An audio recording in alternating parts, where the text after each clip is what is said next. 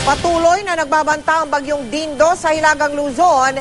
Nakataas na nga mga babala ng bagyo, mga storm warning signal sa ilang lugar doon. Alamin natin ng iba pang detalye mula sa ating resident meteorologist, si Ginoong Nathaniel Cruz. Mang Tani?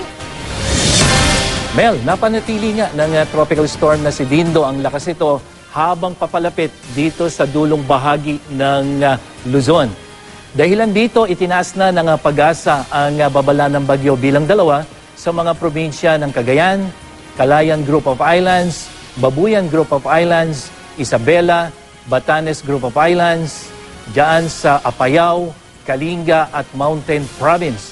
Itong mga lugar na ito ay makakaranas ng masungit na lagay ng panahon at hangin mula 61 hanggang 100 kilometro bawat oras ngayong gabi.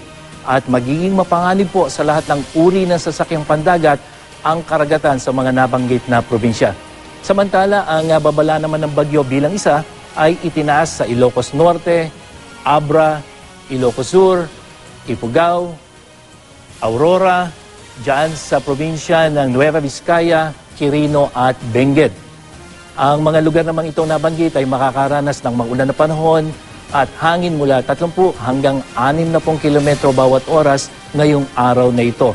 Ang baybaying dagat ay magiging mapanganib naman sa mga maliliit na sasakyang pandagat.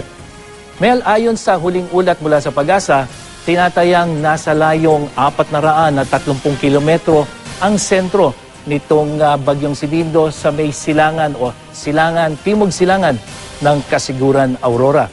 Ito ay nagtataglay pa rin ng pinakamalakas na hangin na 75 kilometro kada oras at bugso na umaabot naman ng 70 kilometro kada oras.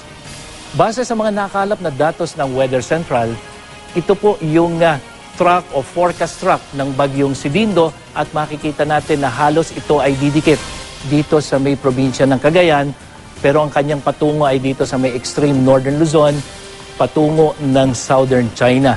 At sa mga susunod na araw bukas, ito po ay halos nandito na sa may northern Luzon. Biyernes, maaaring nasa labas na yan ng Philippine Area of Responsibility at tuloy-tuloy yan sa araw ng Sabado. Mel, may gusto lang tayong ipaliwanag tungkol dito sa nakikita nating kulay puting linya.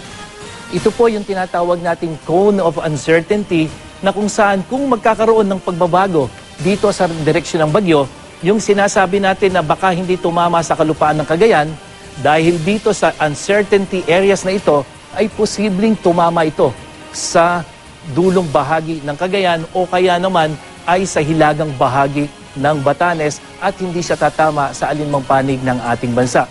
Narito naman po yung track o yung inaasahang track ng Pag-asa na kung saan tumutuloy ito dito sa may extreme northern Luzon patungo nga ng southern China. At isa pang nais nating ipaalala sa ating mga kababayan, medyo may kalakihan po yung sirkulasyon nitong bagyong si Dindo na kung saan magkakaroon ng mga pagulan. At dito nga sa ating rainfall forecast, yung kulay pula dyan, Mel, at dilaw, yan yung mga malakas na pagulan. Kitang-kita natin at sumasama yan dito sa may sirkulasyon ng bagyong si Dindo at mararanasan yan dito sa may northern Luzon. Samantalang dito naman sa kanlurang bahagi ng Luzon, sanhi po ng malakas na hanging habagat ay magkakaroon din ng mga pagulan kasama na yung ibang bahagi ng Kabisayaan. Samantala dito naman sa ating wave height o yung taas ng alon, ang sabi natin mapanganib po ang maglakbay dito sa bahaging ito ng karagatan, kanlurang bahagi ng Luzon hanggang dyan sa silangang bahagi, sanhi po ng inaasahang taas ng alon na pwedeng umabot ng hanggang 2 hanggang 3 metro. Kaya po payo natin sa ating mga mangingisda dyan, huwag muna kayong pumalaot habang papalapit ang bagyong si Dindo. Matindi rin ang inaasahan nating mga pagulan sa iba't ibang bahagi ng ating bansa. Dito sa Basco, Mel, makikita natin 100% ang posibilidad ng pagulan at medyo may kataasan, 68 millimeters. Samantalang dito sa Metro Manila, 80% at 13 millimeters. At dito naman po sa ibang bahagi ng ating bansa, dito sa may Visayas, makikita natin na meron ding posibilidad ng pag-ulan dyan sa Iloilo, Cebu at Tacloban. At dito naman sa May Mindanao ay mas mababa po yung posibilidad ng pag-ulan o yung amount of ulan like dito sa Cagayan de Oro, dyan sa Davao at sa Zamboanga. Ano man ang panahon, magplano, magsiguro, makibalita sa GMA Weather. Ako po si Nathaniel Cruz para sa I Am Ready, serbisyong totoo ng GMA News. Mang Tani, paliwanag mo pa nga sa mga manonood natin, ano ba ang epekto kapag sinabi mo na malawak ang daladala nitong pag-ulan, Mang Tani? Katulad ng sinabi mo dito kay Dindo. Mel, yung sinasabi nating malawak na sirkulasyon, katulad nitong ito yung satellite animation, yung pong mga ulan na yan ay hindi lamang dito sa may malapit sa sentro ng bagyong si Dindo. Umaabot yan hanggang halos 400 kilometro mula sa sentro. Kaya po kahit yung sentro ay hindi tatama sa malaking bahagi ng Northern Luzon, pero dahil sa kanyang malawak na sirkulasyon, mararamdaman po yung epekto nitong bagyo kahit na hindi tatama sa kalupaan. At saka Mang Tani, ngayon ko lang nakita yung, yung drawing na cone kanina na pinapaliwanag mo. Ang ibig sabihin mo ba, itong bagyo ay maaaring tumungo at any point doon sa coin na yon, Mang Tani? Tama yun, Mel. Cone na yun, rather? Tama yun, Mel. Yun ang isang mahalagang malaman ng ating mga kababayan dahil sinasabi nga natin, ito ay posibleng tumama dito sa extreme northern Luzon.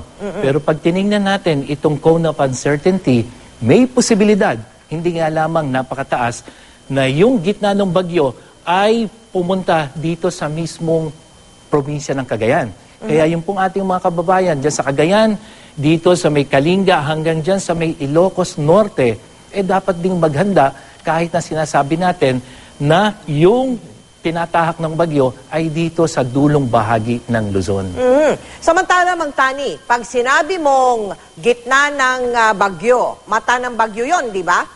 Ano naman ang nararanasan doon sa lugar kung saan talagang tutumbok yung mata ng bagyo, Mang Tani? Doon sa mismong sentro ng bagyo, Mel, yung sinasabi natin na 75 kilometro bawat oras, yun yung mararanasan nilang hangin at may bugso pa na 90 kilometers per hour. Pero habang lumalayo ka doon sa gitna, unti-unting nababawasan yung hangin. Pero itong sinasabi natin na 75 kilometers per hour, ito yung pangkasalukuyang lakas niya. At dahil nasa karagatan pa siya, Mel, may posibilidad na ito ay lalakas pa. Kaya bago tumama yan dito sa extreme northern Luzon, o kung hindi man dito sa Cagayan, pwedeng mas mataas pa sa 75 kilometers per hour. Maraming salamat, Mang Tani. Si Mike, meron ding tanong sa iyo, Mike. Okay, Mang Tani, ang sinasabi niyo ba, posible na hindi ito tatama sa kalupaan? Meron pang posibilidad na gano'n, Mang Tani? Tama yun, Mel. Tama yun, Mike. Dito sa ating area of uncertainty, kung mapapansin nyo, meron tayong patagsulok yan. So, kung yung direksyon ng bagyo ay pupunta dito sa norte, maaaring hindi siya tatama dito sa Batanes. O kaya naman, pag siya ay medyo nagpunta sa Katimugan, tatama naman siya dito sa Cagayan. So ito yung mga bagay na dapat ay maipapaalala natin sa ating mga kababayan. Mga kapuso, ang resident meteorologist ng GMA, si Mr. Nathaniel Cruz. Maraming salamat po, Mang Tani.